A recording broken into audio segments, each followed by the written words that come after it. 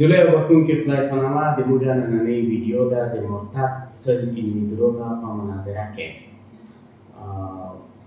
دې مرتد سره ما پروسه کال مناظره درلودله او دا ویډیو یې هم تاسو دلته کتلی سئ چې په دې مناظره کې ماته ثابته شوه چې دا مرتد هیڅ په طبي علومو کې اصلا کومه مطالعه نه لري او نه هم کوم خاص علم پکې لري.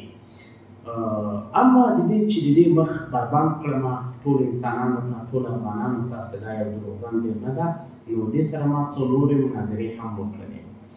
مخکې دې نه چې بحث شروع کړمه، تاسو وګورئ چې دا خپل ځان څه معرفي کوي.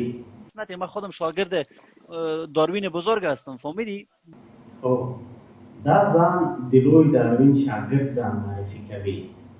په مناظره کې ما دې یو وړوکی سوال کړی ده د دغه تصویر باره کې.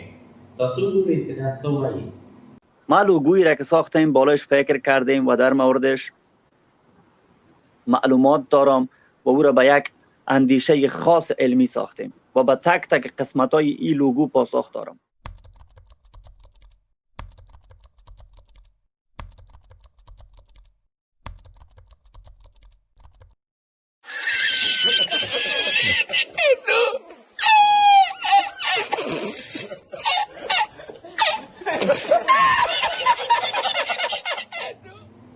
وایي دا یو ډېر علمي لوګو ده، ډېر ساینسي لوګو ده، خپل چټیات پکې غږوي.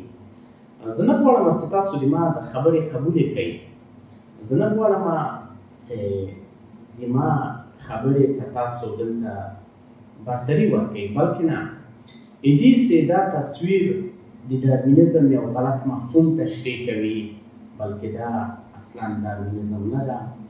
تاسو که کافر نه پوښتنه کوئ، که یهودي نه پوښتنه کوئ، که عیسوي نه پوښتنه کوئ، که یو هندو نه که د هر مذهب څخه تاسو پوښتنه کوئ، هغه انسانان چې په داروینزم کې مطالعه لري، که تاسو دا تصویر ورته ښکاره کوئ، حتی که هغه خپله داروین پرستان هم وي، که تاسو دا تصویر ورته ښکاره کوئ او ورڅخه وپوښتئ چې آیا دا داروینزم ده، آیا دا د ارتقا نظریه ده، هغوی به ووایي چې نه، دا نه داروینزم ده، نه هم دا د داروینزم مکتب دا تشریح کوي.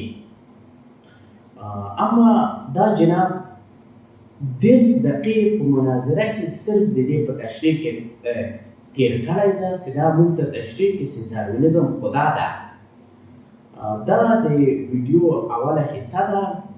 په دوم دریم پړاو کې تاسو وګورئ چې حتی د دې په تشریح کې د څومره تېروتنې کړي دي، هغه یې کړي دي. دا اوله حصه یې وه او د نورو ویډیوګانو لپاره د ملحدینو مرتدینو هغه څوک چې په اسلام کې نیوکې کوي، افغان دعوا چینل د دې بهترین مرجع ده. تاسو دلته وګورئ چې موږ د دې څېرې ټولې بربنډه کړي دي. تر بیا مو په خدای سپارم. خدای پامان، ښه وخت، ښې چارې، ښه ژوند.